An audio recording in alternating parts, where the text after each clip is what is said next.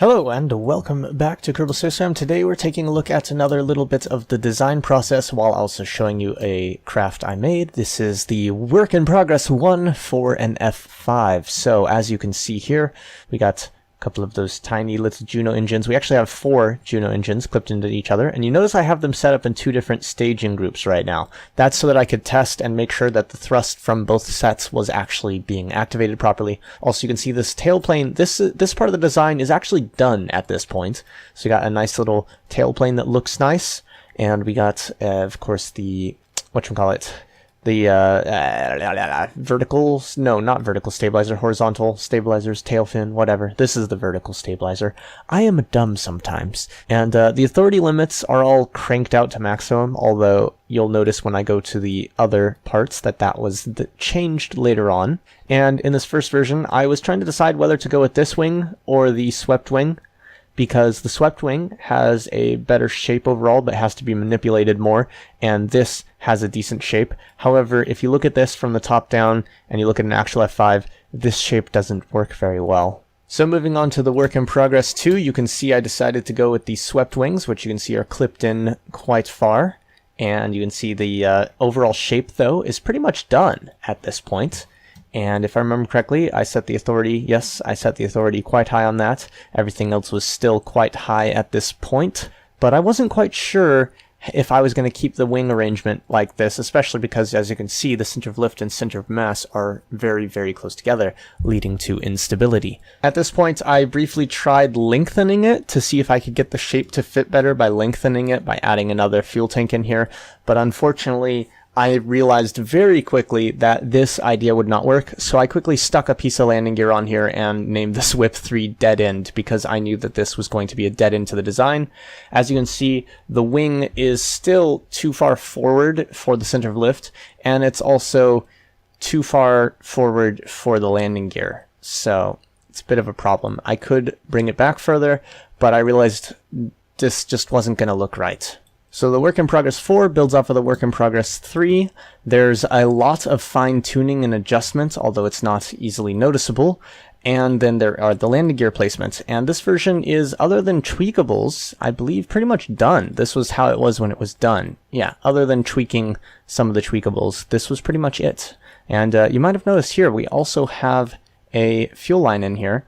And that's because, like another design that I may or may not have shown before this video, this uses some part clipping, and that's because there is an intake clipped in the front here, because these 2 intakes is not quite enough for these 4 little Juno engines. So I added a little intake clipped into the front here, and unfortunately clipping that in there made the front nose fuel inaccessible, so I added a little fuel bit there. The work in progress 5 shows the flaps activated, and was me tweaking the values on the authority limiters, trying to find the appropriate values because this plane design is unstable. And the work in progress 6, yeah, it's the same story. It's just working on the tweakables some more. So you can see here, I raised the authority limit, I raised the authority limit there, and I believe I don't remember. I think I raised it there a little bit. The main difference here is you might have noticed there are some winglets clipped into the back here.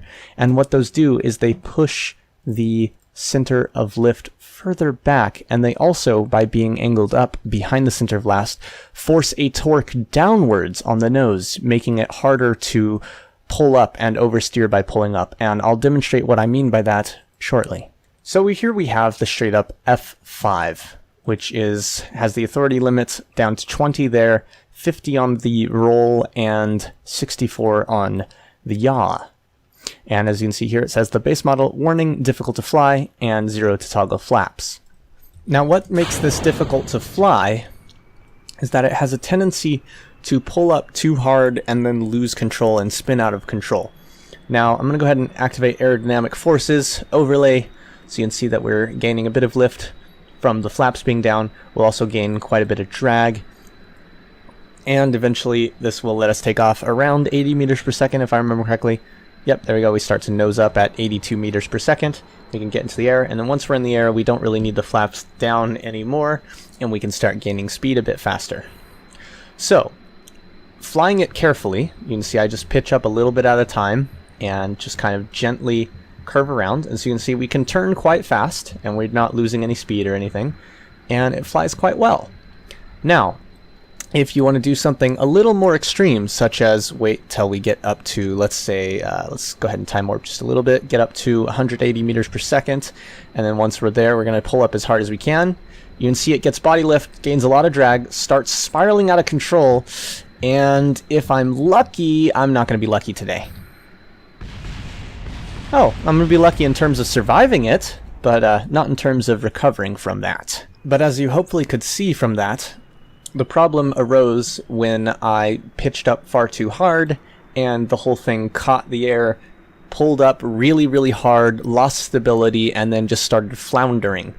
And that's essentially why the authority limiter is set to only 20 on the pitch axis, because if it's any higher than that, you have a real tendency to be able to oversteer and cause issues. So right now, I'm flying it a bit more aggressively, but still in control, still safe. Obviously, I'm flying at a lower speed now. Part of why I'm still safe is that I am flying at a lower speed. Part of why I'm safe is I'm not quite 100% pitching up. I'm just mostly, like, I'm coming very, very close to pitching up at 100, but not quite. I'm going to go ahead and see if I can gain a little more altitude. Oh, this warning. I could have sworn I'd already deactivated that warning, but whatever. In any case, here we are at a higher altitude, and I'm going to let it gain a little bit more speed, and essentially the, whatchamacallit, I'm going to try and demonstrate the issue again, only hopefully this time recovering from it as well. So I'm going to pull up, oversteer slightly. It starts to spin a little bit because one wing stalls before the other, and as you can see, I have a very hard time kind of going to a flat spin, and then now I've managed to regain control. So I'm going to pull up just gently to pull out of that dive, and I'm going to go ahead and pull hard again, and you can see it does the same kind of thing, except right now I'm maintaining more control because we're going at a lower speed. So in general, it's a bit difficult to fly. I love it though. I love this design because it just feels appropriate. Like, as long as you're careful with it, it feels right. Now, there is a version that I made that is a little harder to fly, but more maneuverable, and I'll get to that as soon as I recover from this little bit of a flat spin that I got into just then while I was talking. And as you can see, back in control. Actually, let's not do a barrel roll in this. I'll do it in the next one. Now, a couple things about this one. First of all, the M stands for, because this version is more maneuverable, and less stable. And that is these little clipped-in winglet fins that I was talking about before. And they allow me to increase the authority limit from 20 to 41. I actually tried to get it to 42, but I couldn't get it on there, so I was like, 41's good enough. 50 on the roll, and the yaw goes all the way up. I don't remember, I know the roll was slightly less on the other one, I believe, and the yaw was, I think, the same. And the other version is that this is LR for long range because it has drop tanks on here. As you can see, we have 3 drop tanks, 2 on the wing, 1 under the main fuselage. I did a little bit of testing. This one under the main fuselage can keep you flying for 8 minutes straight, which is pretty cool. So I imagine these 2 under each wing can keep you flying for an additional 16 minutes, and then the main tanks can keep you flying for about 70 minutes. It's actually, no, about 80 minutes. No, yeah, about 80 minutes. So this thing in total could fly for, Jesus, like almost 2 hours just straight, which is pretty cool. And yeah, like I said, the main difference is just this tiny little bit here. Oops, come on, highlight it. There you go, which brings the center of lift back. And then I change the authority limits. And if we throttle up, let's go ahead and put the, flaps down. Give you a little bit of aerodynamic overlay.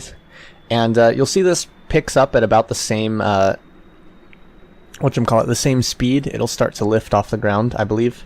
Or actually, well, the nose almost started to come up a little bit, even though I was only at 50. Yeah, so the nose is coming up slightly. Not much, but a little bit. I'm actually curious what the wheel stress is right now. Very low wheel stress. But you can see, oh yeah, we do have to get going a bit faster, actually, because of the massive amount of extra fuel on board. But as you can see, we get up at about 90, and then I can lower the flaps, and we can gain a little more speed. And this thing will fly quite happily for a while with the drop tanks on board. Obviously, it's going to be slowed down just a bit by the extra mass, but Flies quite well. You can see I'm in a nice gentle turn. And I'm going to go ahead and drop the drop tank. Oh, the game just crashed. Yeah, I don't know what it is about that design, but I've had a lot of crashes while working with it, which leads me to believe it might be something to do with the design. I'm not sure though. In any case, this time I'm loading up the version without the drop tanks, but as you can see it still has the adjusted properties. And I'm just going to fly this one real quickly to demonstrate the differences in stability and maneuverability. So time warping just a bit to get going off the runway a bit quicker. You'll see that this one can take off at a lower speed because it has a greater control authority on the tail there. And so you can see we also have a bit better roll performance because the roll authority has been increased. And I'll also demonstrate that I can go, well, not that I can go faster, but let me get up to speed. There we go. And wait for it, pull up as hard as we can. And see, we still do lose control. But I was about to say not as badly, but actually that time I did lose control just about as badly. And I almost regained control, but I wasn't paying close enough attention to properly regain control. And unfortunately, the fact is, by the time I had control again, we were too low to recover. Really, this is my preferred version because it can maneuver better than the other version. It's just a bit harder to fly because of that. Let's get up into the air already. Alright, get going a bit farther, a bit faster. And just go ahead and pull around. So you can see I can do these quicker turns. Actually, this turn's about the same speed. I mean, we're going at a higher speed and we're accelerating, but as far as the actual turn radius, it's about the same or even a little worse, maybe. But still fun to fly. It's interesting. The authority limit seems to be different than what I was expecting. I feel like something's wrong. No, everything seems fine. Whoa. Yeah. Something was definitely wrong. KSP physics decided to whoop out. Because that is not at all what should have happened just then. Like, not even slightly. Yeah, something to do with time warp just fucked everything up. That's interesting. Well, in any case, there's one other thing to show, and that is the F-20.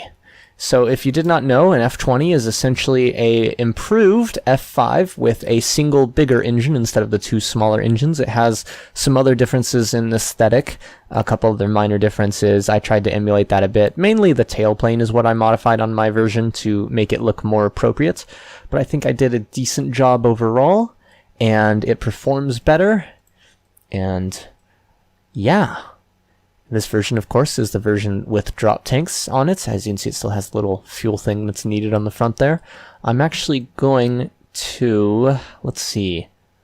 Actually, I'm going to... Nah. I was going to say, I'm going to do a little experiment and see if it actually needs this intake in here. But no, I already had the game crash once, and it's starting to behave strangely with physics. So I think I'll just go ahead and launch this like it is. Alright, here we go. Throttling up. I turned on the afterburner just so we can get going a bit quicker. And this one you'll see it takes a little bit more speed to take off, but it gains that speed much quicker. And you can see it flies quite well. We can do stupid things like this. Actually, that wasn't that stupid, but it was definitely pulling up in a sharper turn than the other one can do. Go ahead and drop the tanks. Hopefully I won't regret that. And then I'll drop this one while going not quite straight up, but pretty close to straight up. And where is it? It's up there quite a ways. We're going to loop around and come back to it before it falls. Oops. Hello, tank. Doing a bit of a barrel roll there. Not the best barrel roll, but still a little bit. Alright, let's actually do a proper barrel roll with this one. You know what? I need to go to a higher altitude before I do a barrel roll with this because, whoa. It does not like to be very stable, which is kind of expected from the rest of this design, the rest of these designs. So let's, yeah, this should be a good enough altitude. So do a bit of a loop. Very nice. Let's go ahead and put in some yaw into that, and as you can see, it turns into a kind of almost a death spiral the moment I do that, but still pretty fun. And you can see it flies pretty well too. Yeah. I like this design. I like these designs. It's fun. It was fun to do them. I forget who told me that I should make these recently, because someone specifically was like, hey, you should make an F-5. And I'm like, alright, I did that before, but I think I'll do it again. Or I was like, I don't know, I might not. And then, obviously I can't make an F-5 without also making an F-20. So here we are. Thank you for the recommendation. And as always, I'll see you in space.